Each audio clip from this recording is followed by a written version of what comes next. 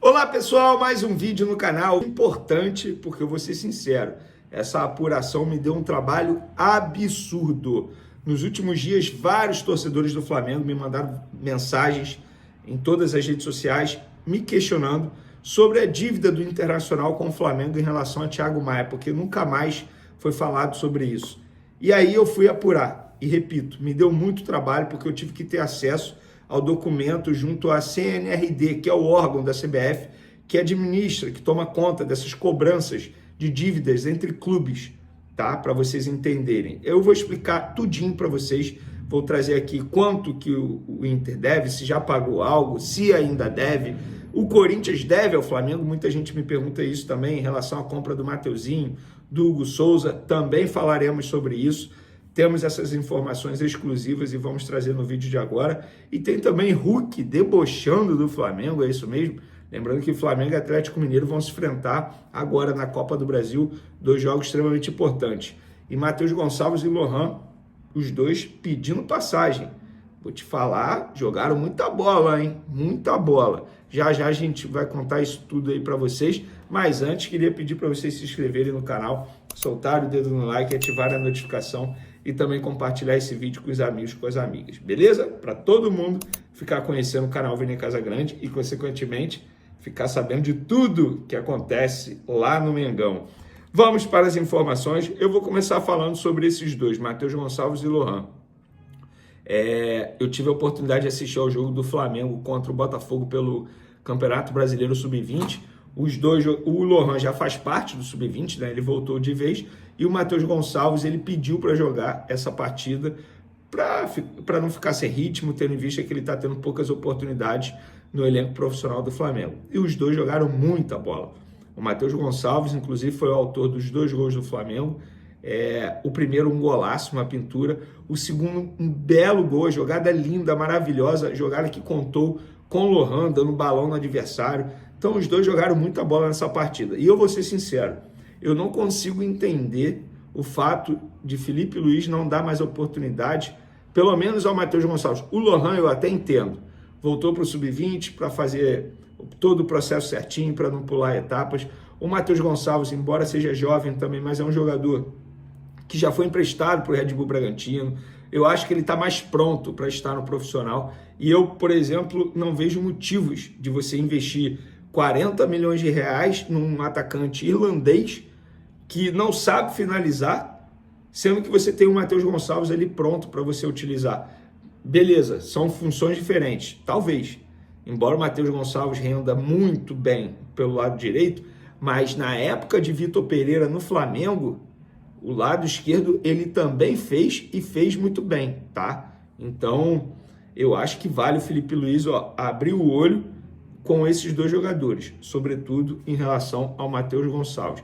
Eu, no lugar do Matheus Gonçalves, já teria até saído do Flamengo, porque eu acho que ele tem que ter muitas oportunidades, é um garoto que tem um potencial absurdo. O Lohan, eu entendo, está passando por esse processo novamente aí de maturação lá no Sub-20. Mudando de assunto, o Hulk parece que debochou do Flamengo antes do jogo contra o Flamengo aí pela Copa do Brasil. Ele falou sobre a participação do Flamengo no Mundial de Clubes e os sites aí que falam do noticiário do Flamengo entenderam que ele foi debochado, abre aspas. Não sei se eles estão cansados ou não. Aqui, por exemplo, a gente está acostumado a fazer 9 jogos no mês. Eles fizeram talvez 5 jogos? Nem isso, não sei. Não é bem por aí, não estão cansados.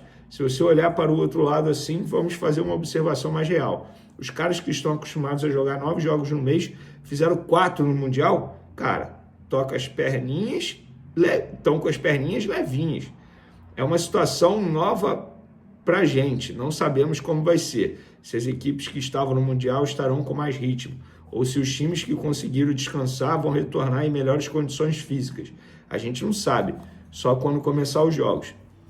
Estamos concentrados para fazer grandes jogos. Esse mês vai ser muito importante para a gente. Tem o Flamengo na Copa do Brasil, concluiu o Hulk em entrevista coletiva. E aí, vocês acharam que teve deboche?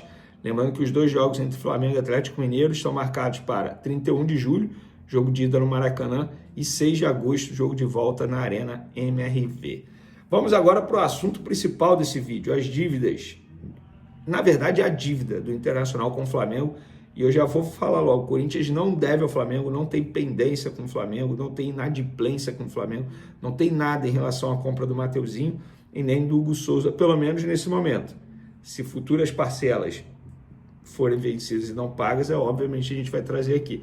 Mas até o momento, o Corinthians está ok com o Flamengo. Já o Internacional não está ok, o processo está no órgão da CNRD, da CBF. Vene, por que o Flamengo não vai à FIFA e cobra do Internacional como fez com os clubes portugueses? Porque não pode. O Flamengo, todos os clubes brasileiros, para cobrar de um outro clube brasileiro dívida, tem que ir a CNRD. Por exemplo, o Cuiabá está aí para receber mais de quase 50 milhões de reais de alguns clubes do futebol brasileiro e está na CNRD também. E lá você negocia, você entra com uma ação na CNRD e vai negociando com o clube. No caso, o Flamengo entrou com a ação no dia 27 de novembro de 2024. O processo da CNRD é 2024/0/01805. Eu tive acesso a esse documento. E vamos lá. Pedido inicial para citação do Inter, além de condenação do Inter ao pagamento de 250 mil euros, acrescido de multa e juros moratório, convertido para real com base na cotação oficial do Banco Central do Brasil no dia útil anterior à quitação. Condenar o Inter ao pagamento de parcelas vincendas, eventualmente inadimplidas, durante a tramitação desse processo de cobrança. Condenar o Inter ao reembolso das custas recolhidas pelo Flamengo, bem como dos honorários advocatícios sucumbenciais a serem fixados no mínimo de 10%. Requer a aplicação de sanções ao Inter caso este não cumpra voluntariamente o disposto acima. E aí que tá. A resposta do Inter trata todo o tempo da pandemia e da tragédia ocorrendo em 2024, afetando todo o centro de treinamento do clube. Trata do prejuízo que teve com a impossibilidade de receber público e que ainda que esteja tentando se recuperar financeiramente está distante de uma solução. Destaca que o atraso se deu pela crise financeira que o clube vivencia. Apresenta um pedido de parcelamento em 10 parcelas, com início em 25 de fevereiro de 2025 até 25 de 11 de 2025. O Flamengo alerta que o contrato com o Inter foi firmado 2 meses após a tragédia no Sul, ou seja, não houve modificação do quadro econômico do Internacional. O Flamengo rejeita a proposta de acordo, indicando novamente que o Inter arrecadou cerca de 135 milhões de reais com a venda de seus atletas em 2024. A última movimentação desse processo na CNRD foi 11 de março de 2025. Gente, estou gravando o vídeo dia 10 de agosto, mas esse vídeo vai sair no dia 11 de julho, desculpa, estou gravando esse vídeo 10 de julho e esse vídeo vai sair 11 de julho, ou seja, março, abril, maio, junho, julho, 4 meses sem movimentação, a CNRD. O Flamengo vendeu, só para recordar, o Thiago Maia Internacional, 50% dos direitos econômicos por 4 milhões de euros. 1.250.000 euros já estão vencidos e o Flamengo não recebeu esse valor. E assim, gente, com todo respeito ao Internacional, mas como é que o clube alega isso no processo da CNRD e continua contratando jogadores? Esse é o ponto do fair play financeiro, gente. Como é que um clube que deve a outros continua gastando horrores? Eu estou falando do Internacional porque é esse caso com o Flamengo, mas tem vários outros que fazem isso, inclusive o Botafogo, que é SAF atualmente. O Botafogo deve a alguns clubes, mas continua contratando. O Corinthians, nem preciso falar, né? O Corinthians era uma confusão danada com o Memphis Depay, que não se reapresentou, porque não pagaram uma bonificação para ele prevista em contrato, não pagaram o segurança do Depay. Gente, na boa, não dá para o futebol brasileiro evoluir dessa maneira. Como é que um clube que continua contratando alega isso no processo junto à CNRD e contratou milhões e vendeu milhões, como o Flamengo disse aqui? Então, ou a CBF cumpre, o novo presidente da CBF cumpre o que prometeu de correr atrás de um fair play financeiro, ou o nosso futebol brasileiro vai ficar nessa o tempo todo e de uma maneira injusta. Porque o Internacional tem os mesmos direitos que o Flamengo, por exemplo, que é um clube organizado, que o Palmeiras, que é um clube organizado, Cuiabá, que é um clube organizado, Fortaleza, que é um clube organizado. Enfim, fica aí a informação e também um pouquinho do meu desabafo. Quero a sua opinião e valorize essa informação, porque de fato deu muito trabalho. Tamo junto, galera, e fui! E aí, nação rubro-negra, você é a favor ou contra o fair play financeiro? Como disse aí o Vene Casagrande, trazendo um ponto muito bem. Os clubes que devem, né, a outros clubes, continuam contratando livremente e jogadores com alto custo financeiro e sem dificuldade nenhuma, não encontra dificuldade nenhuma para continuar contratando.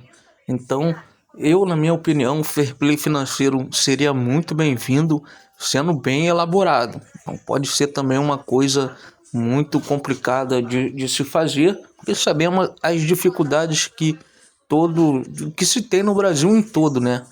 Muitas taxas, muitos juros, a dificuldade financeira enorme. Mas isso tem que ser controlado aí com o fair play financeiro da melhor maneira possível. Não pode haver aí essa situação de clubes ficar devendo e continuar gastando horrores.